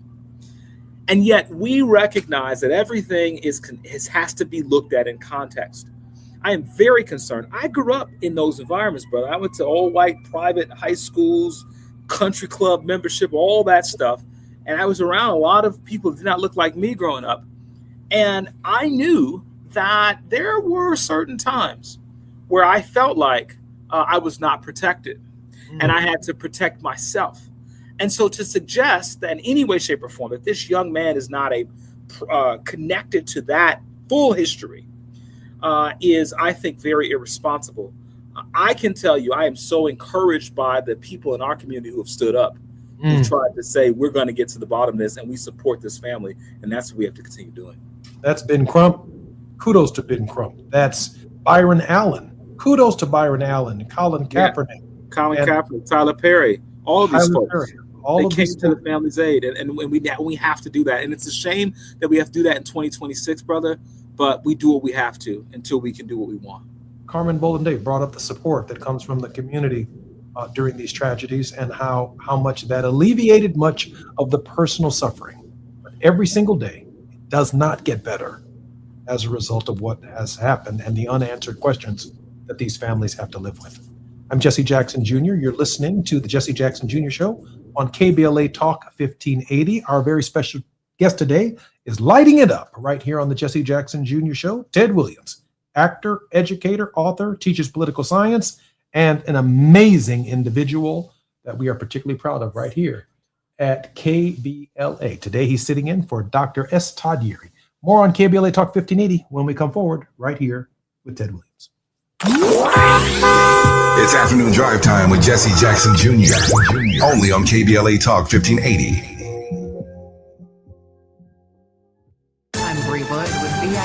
News Now. White 19-year-old Lucas Roper in Dallas, Texas, has been arrested for evidence tampering in the drowning death of Black 18-year-old Daniel Irving, whose body was found in Lake Ray Hubbard in April. Dominique Alexander with the Next Generation Action Network. Tampering with the evidence charge is an outright disrespect to this family. The victim's family is demanding murder charges, alleging the suspect tried to cover up the incident by deleting messages from Irving's phone. A Black woman from California, 28-year-old Rezana Greenhoward, is facing murder and child abuse charges nearly 8 months after the death of her 2-year-old son in Lancaster. Investigators say the child suffered severe burns, and authorities are still working to determine exactly how he was injured. And Maryland's Black Governor Wes Moore has approved an expansion of Baltimore's Enterprise Zone by 120 acres. State officials say the move is designed to spur economic growth. Get BIN News Now on demand 24/7 on the iHeartRadio app. Now at Big O, get happy with our Healthy Car Special. Includes a full synthetic oil change, 4-tire rotation, alignment check, brake, battery, and windshield wiper check. Plus, fluids topped off, all for only $59.99. Healthy car, happy life. Now at your local Big O Tires. This is the KBLA Sports Minute with Ray Richardson. The Dodgers begin the second half of the season Friday night in New York against the Yankees. The 3-game series with the Yankees is part of a 9-game road trip for the Dodgers on the East Coast. The road trip will be a good test for the Dodgers to maintain their stature as Major League Baseball's best team. Spain is in the World Cup championship match after their 2-0 win over France in the semifinals. Spain will meet the winner of today's semifinal between England and Argentina. The World Cup final is Sunday in East Rutherford, New Jersey. The WNBA would prefer folks not to talk about this, but I'm going to mention it anyway. 65% of WNBA players are African American, but none of the 15 teams in the WNBA have an African American woman as their head coach. 7 of the head coaches are white women, 8 are men. The WNBA needs to work on this issue. No debates, no speculation, just the info you need. That's your KBLA Sports Minute. I'm Ray Richardson on KBLA Talk 1580.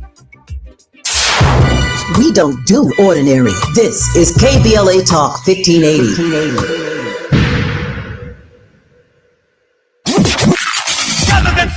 In a world full of noise, one station keeps it real. KBLA Talk 1580, where the conversation goes deeper, the voices sound like yours, and the issues that matter most to our community take center stage. Progressive, powerful, unapologetically us.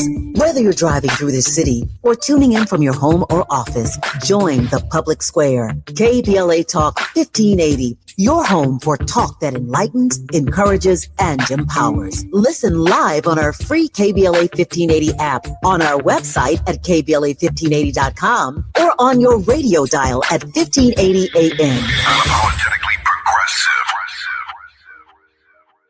Small businesses are the heart of America. But you don't have to go it alone. As the nation's largest nonprofit resource of expert business mentoring, SCORE has helped millions of entrepreneurs build their businesses for free. Get the connections, education, and guidance you need with SCORE. We're ready to help. Find a mentor today at score.org. I can't believe how spotless my floors look after using the Swiffer Power Mop. No more dragging around a heavy mop and messy bucket. Now I get the same deep clean without all the work. Thanks to the powerful solution and scrubbing pad of the Swiffer Power Mop, dirt and grime don't stand a chance, and I don't break a sweat. Mic drop. Mop drop. Swiffer Power Mop. Swiffer Power Mop. A smarter way to mop. Try it or your money back. Oh no! Straight the roof down! Oh no, we have time! Please, God, save us. Save our house. Please, God, please. At KBLA Talk 1580, we haven't forgotten what happened Tuesday, January 7th, 2025. The trauma, processing the loss of our home. How do we address the compounding effect of the fire now more than 18 months later? I noticed one of my 3 children engaged in self-harm, who hasn't been able to articulate the challenges that they've had since the fire. And 4 out of the 5 folks in our household are in therapy. 1 is not. And the one that's not is the one who I noticed with the marks on their person. This isn't okay. You need to talk to someone. Black historical memory keeps alive the stories and struggles of everyday people and communities. Black historical memory preserves truths that others attempt to erase, minimize, or distort. Black historical memory prevents history from repeating its worst chapters. At KBLA Talk 1580, we will never forget. Tune into Conversation Live, Altadena Rising with James Farr, weekends on KBLA Talk 1580. 1580.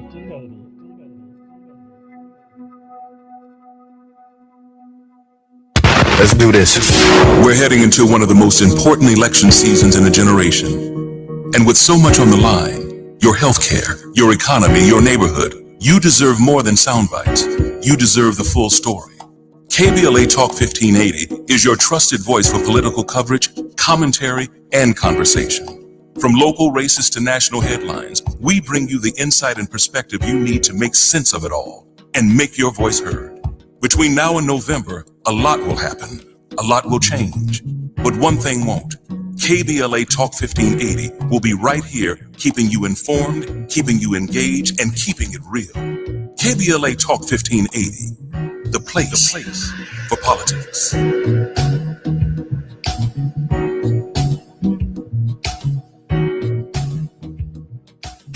This November, you'll decide who leads California. So shouldn't you hear directly from the people asking for your vote?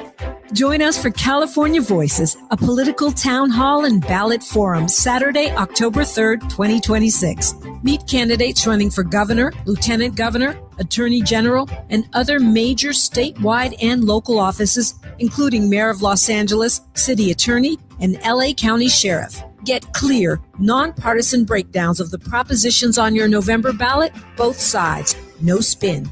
And ask your questions directly, in real conversation, face to face. California Voices is brought to you by KBLA Talk 1580 and the Empowerment Congress, giving you the information you need before you vote.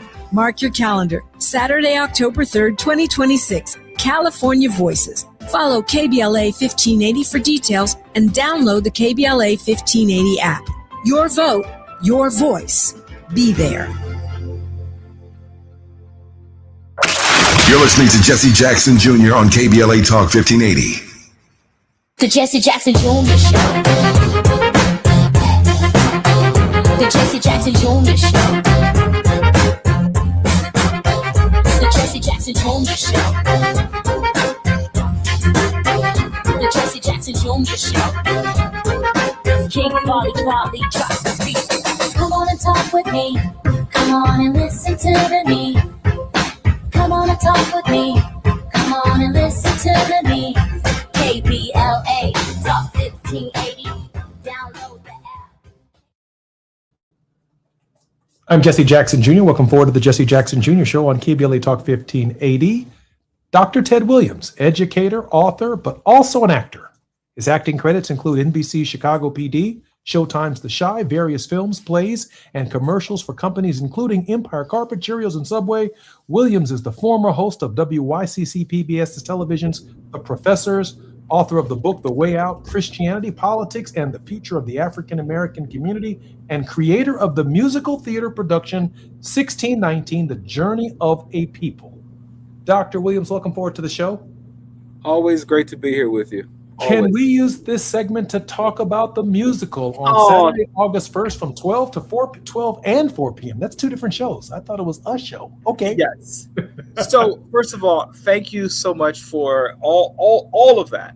And I literally, about 7 years ago, during the 400-year anniversary of the first 20 enslaved Africans arriving on the shores of Point Comfort, Virginia, August 20th, 1619, in 2019, we commemorated that 400-year anniversary. And I was thinking in my academic capacity how I could commemorate that through a panel discussion or something.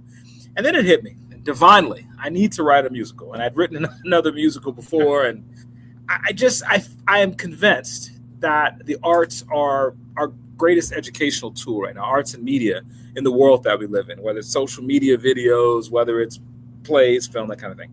And so we wrote this show, premiered it at Kennedy King College in the City College of Chicago, where I happen to be a full-time faculty member. I've been here for over 20 years and teach political science. And I've been grateful we premiered the show here. And literally immediately, they started calling me. I went to Hampton, went to different colleges across the country. And now we're back at Kennedy King, which we haven't been here in some years. I'm just super excited. It's home for me. And I think that communities like this Inglewood on the south side of Chicago are at the forefront of achieving the American dream. If we can do great things in communities like this, right, then the rest of America can excel. And I, as you, I'm sure, think about how do we invest in the least of our communities? How do we put forth a Marshall Plan for the hood? Well, for me, part of my investment in our community is bringing economic development through the arts and employing artists and doing work in communities where you might have to go downtown or somewhere to see a particular kind of show. I'm excited about bringing them to places that don't get it. And so in our show, we go 90 to 120 minutes of American history in a series of vignettes that are full of comedy and music and drummers and dancers and fog machines and costumes and glow-in-the-dark costumes. And we have a wonderful time telling the story of American, not Black American history, but American history, because Black history is American history. Dr. Williams, let me ask you this question, because you shared with us that the 400th anniversary from Jamestown, Virginia to 2019 was a factor in your thinking for creating the musical. But why the musical angle? Why did you choose to present it in the form of song and in the form of that cultural expression? Our journey in this country, from the transatlantic slave trade, our journey from the shores of West Africa to this place, through the horrific experience of slavery, not only in the United States, but in Central and South America, has always been one that has been connected to music, song, as a manifestation and expression of our struggle. The drums, the West African drums, we have a djembe player. We play the djembe and the cajon are two of the drums that we use in the show. Those drums in many West African tribes were warring drums. They were drums that were used to signify that this tribe was going to take over another tribe, or to warn the tribe, or to prepare the tribe. Well, that rhythm went across the Atlantic and landed here in our Negro spirituals of the 1700s and 1800s, moved into our blues and jazz music, manifests itself today in our hip hop culture. And for me, brother, it is about reclaiming this music, reclaiming this rhythm, reclaiming the rhythm that we have people like artists, Kanye and Jay-Z and all these folks, that they're playing was a rhythm that was designed to empower our people historically. I think that the forefront of this battle for the heart and the mind of African Americans and the American community as a whole must be fought with the weapons of artistry. Because at the end of the day, this is how we can, I believe, reach the masses. And what I've tried to do in this show is I've tried to hit them with everything. I've got hip hop in the show, and blues and jazz and soul and gospel and da-da-da-da. And my thing is that if you don't like what I'm doing with hip hop, the song will be over in 3 minutes. There'll be something completely different that you'll like then. And then that song will be over in 3 minutes, and there'll be something else. And eventually, so you got to win everybody. And you know who I got that from, Brother Jesse? You know who I got that from? The artist that I know you and I both love very, very much. I got that from the King of Pop. Because if you listen to any of his, to any of his albums. Shamo, drop it on us, Shamo. Come on, Shamo, right? Shamo. I got a cool Michael on this. Because Michael will hit you with, if you think about the Bad album and how phenomenal, he hit you with Dirty Diana, and he got a rock song. And then he hit you with Smooth Criminal, which was straight pop, and he's doing all this stuff. And then he hit you with a little bit of soul as he doing Liberian Girl. And he'll bring Van Halen and Jennifer Botten in it. And I mean, the lead guitar. Yeah, it's such a phenomenal formula. There's always something in it. There's something in it for everyone. Yeah. And that to me is how you reach the people. And so we are a visual people. We are a people that respond to the rhythm. And I'm telling you, man, our liberation, if the artists are not a part of it, where are we going? Because here's the flip side. the artists are a part of the deleterious part of our culture heavily right now. And we see the artists leading that, the Pied Piper, not just the Pied Piper that we use in R&B, but the Pied Piper concept that artists today are really helping to destroy our community, and we got to change that. Ted Williams is also a minister. He's also a preacher, and I know I'm getting my fingers being pointed at me by our producer, but I do want to say this, Ted. As a preacher, you didn't tell us how to get tickets, how we can come to the show. You didn't pass the plate. Ted, can you do that right now? Pass the plate. I got caught up in the spirit, so I didn't pass the plate. Go to Eventbrite, search 1619. You can hit the QR code, hashtag 1619musical. Go to our website, 1619musical.com. Get your tickets. We have group rates. We love this is the work of my life, guys. This really, really is. And I am so grateful to be able to do it. So come check us out August 1st in Chicago. You don't want to miss it. I promise you'll be upset if you do. We can't wait to see you there. So please make sure you do that. And then come join us for this. I saw the reparations piece, doing a reparations conversation at the NAACP conference in next week, which I think is equally important. I'm Jesse Jackson Jr. More on KBLA Talk 1580 when we come forward.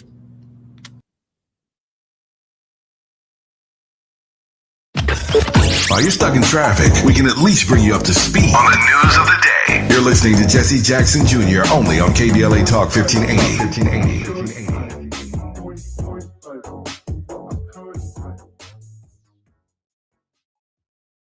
Hi, I'm Chris Holden, former California Assembly member, former Mayor of Pasadena, and CEO of LA Fire Justice. I've spent my career fighting for our communities. When I saw Edison celebrating $4.5 billion in profits while Eaton Fire survivors struggle to make ends meet, it made me simultaneously sick and furious. Families and individuals are dealing with financial pressure, insurance delays, costly remediation, and the painful question of how to rebuild their lives, while the utility that caused the fire is paying its executives millions and is more profitable than ever. That's not justice. That's a disgrace. Join the lawsuit with LA Fire Justice to hold Edison accountable. We're here to help you, your family, and our community recover. Visit lafirejustice.com today to learn more about your eligibility and how to start. Advertisement. Douglas Boxer, 221 East Walnut Street, Suite 100, Pasadena, California, 91101 is the attorney responsible for this ad. LA Fire Justice is proud to sponsor Conversation Live, Altadena Rising with James Farr on KBLA Talk 1580. KBLA Talk 1580. We've got a lot to talk about. KBLA Talk 1580, connecting you with services and solutions. At the heart of the Al Wooten Center's mission for good citizenship and academic excellence is a desire to ensure that every student avoids the kind of lifestyle and overcomes the kinds of challenges that led to the murder of Al Wooten Jr. In 1990, founder Myrtle Fay Rumpf opened the center in honor of her son's life. In 2026, they are serving more than 300 students in grades 3 through 12 annually online and on site at their youth center and other sites in the South LA area. The Al Wooten Jr. Youth Center takes a neighborhood approach to the revitalization and empowerment of a community in crisis. The Wooten Center provides free after-school and summer programs to help students in grades 3 through 12 attain grade-level proficiency and promotion, high school graduation, and college and career access and success. The Al Wooten Center focuses on academics, STEM, the arts, and so much more. Join them for an enriching experience that sparks creativity and nurtures young minds. Tap in at WootenCenter.org. That's WootenCenter.org. This is a community call to action from KBLA Talk 1580. KBLA Talk 1580. We've got a lot to talk about. KBLA Talk 1580, connecting you with services and solutions. Created with a share of the 1984 Olympic Games surplus, LA 84 began operations in 1985 as a grant-making and educational foundation. Today, the LA 84 Foundation supports hundreds of nonprofit youth sports organizations throughout Southern California annually, trains coaches, commissions research, convenes conferences, and maintains the world's premier Olympic and sports library collection. They are transforming lives and communities through the power of youth sports. To find out about youth sports programs for yourself or your child, and to get information about the grants and support they offer to schools and nonprofits, or if you want to make a donation, please visit la84.org. That's la84.org. Or you can call them at 323-730-4600. This is a community call to action from KBLA Talk 1580. If you have unfiled taxes or are in debt to the IRS, this is important news. Did you know the IRS has programs specifically designed to help people struggling with tax debt? Powerful tax assistance programs that can save you thousands if you qualify. No one knows these programs better than the experts at Optima Tax Relief, America's most trusted tax resolution firm. A-rated by the Better Business Bureau, their award-winning tax attorneys and licensed professionals have resolved over $3 billion of tax debt for their clients. One call to Optima can start the process, helping to put an end to your worries about wage garnishment, asset seizure, and other aggressive IRS actions. Find the best options to solve your tax problems. Call the experts at Optima Tax Relief today for a free consultation. Call 800-919-9077. 800-919-9077. 800-919-9077. Optima Tax Relief. Some restrictions apply. For complete details, please visit OptimaTaxRelief.com. Now back to more of Jesse Jackson Jr. on KBLA Talk 1580. The Jesse Jackson Jr. Show. The Jesse Jackson Jr. Show. The Jesse Jackson Jr. Show. The Jesse Jackson Jr. Show. King Quality drop the beat. Come on and talk with me. Come on and listen to the me. Come on and talk with me. Come on and listen to the me. KBLA Talk 1580. Download the app.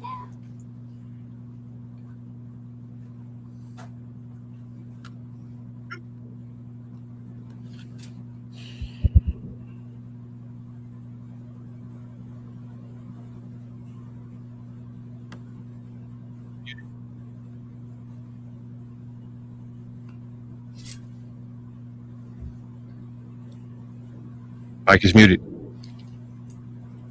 Thank you very much for that. I guess I can start from the very top. I'm Jesse Jackson Jr. Welcome forward to the Jesse Jackson Jr. Show on KBLA Talk 1580. Dr. Ted Williams has been our very special guest, educator, actor, and author, teaches political science at the City Colleges of Chicago. He is also the creator of the musical theater production 1619, The Journey of a People, previous candidate for the Chicago City Council, and currently serves on the Illinois Reparations Commission. Just before the break, we were talking about this production, 1619, The Journey of a People, and my producer had a screen up, and I want to put it back up before I go to the hub in the lab, so that you can see the QR code, because if you take your cell phone and you put it against the QR code on your laptop or in any other device and you see the program, you're able to go directly to the musical, you're able to go directly to Eventbrite and to the tickets to support Dr. Williams's work. For group tickets, please call 312-602-9642, 312-602-9642. And now I'd like to go and have a brief conversation with Dr. Williams about From Promise to Policy, a roadmap for reparative justice. Share with us the panel and the discussion that you plan on having in the not too distant future. Thank you for this. I am so honored that I get to serve on one of 3 state-level reparative justice commissions in the country. California, New York, and Illinois are the only 3 states that have, at the state level, put the resources aside to deal with this question of reparative justice, reparations for African Americans. Now, you and I both know that reparations was a policy that was a Civil War era policy. General Sherman's Field Order 15 promised 400,000 acres of land from Florida through South Carolina for the nearly 4 million African Americans who had just been freed following the Emancipation Proclamation, the end of the Civil War. Well, as you all know, that land, as it began to be doled out, that program, Field Order 15, lasted about 6 months. And in reality, the southern states and the former Confederates began to roll back everything. 1865 to 1877, Reconstruction era, we had a moment in time where we were going to be an equal society potentially. We have the possibility of being a multi-ethnic, multi-racial democracy that worked for everyone. We had a moment, it closed with the compromise of 1877, Tilden and Hayes, and what they ultimately did. Samuel Tilden said to Rutherford B. Hayes, who's running for president, I will give you the presidency if you give me the South. And all of that rolled back overnight. And so here we are in 2026, still trying to figure out how we deal with the wealth gap where white Americans own 10 times what African Americans do. 10 times the wealth is what they have, 10 times in this country. We also have an inequality across the board. The top 1% of people in this country own more than the bottom 50%. Well, I don't know about you, but I'm tired of sitting around trying to figure out how I can pull myself up by my bootstraps a little bit more. And I'm tired of doing that and telling people who look like me, you just need to work harder. You just need to figure it out when every I just say, you know what? And you got me. You got me because didn't I tell you at first I wasn't gonna be you said you were tired. I said, no, we're not gonna be tired. Now you done got me tired after this conversation. But I blame you for that. Because I was hopeful at first and now I got tired too. So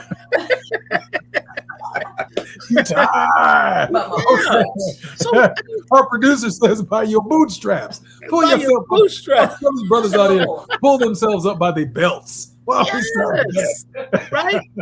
And what Dr. King said, you know, it's a cruel jest. What if you don't have any boots, bro? You know, and so you go city by city, community by community, and you see the same dynamic in Memphis and Cleveland and Chicago and New York and Detroit. It's the same dynamic. Don't tell me that African Americans don't work hard enough. We were the hardest working people in this country. We tired. And in many ways, the most patriotic people in this country, too, because we keep coming back, Jesse. We keep coming back time after time again, saying we hope beyond hope. So this reparative justice movement is about fulfilling at the state level what's not being done at the federal level, at the municipal level, it's not being at the federal level. And we just released a report. That report explores all of the harms that have been done in our state. California did the same. New York is still doing theirs as well. So that we can have targeted and not just simplistic. A lot of people think reparations is just cash payments. Reparations is a holistic look at how do we repair centuries of injustice. And if we want to have a country that actually lasts and survive, we better do that. We don't have communities to throw away. We don't have young people to waste. We've got to figure this out. And communities like Evanston and Asheville, North Carolina have done it on their own. What we're doing at the state level, hopefully will morph into the national level and we'll get our justice. I know we only have 2 minutes before we come forward, and I normally close on a word of hope, but I came up with this thought earlier today, and I can actually document this in history. In my book, A More Perfect Union, I deal with this. Lincoln concluded ultimately, Dr. Williams, that in order to save the Union that he loved, he had to free the Negro. I have concluded, most recently, but I believed it, quite frankly, from a long time, but I've concluded that in order to save the Negroes that I love, we have to save this country. We're not going anywhere.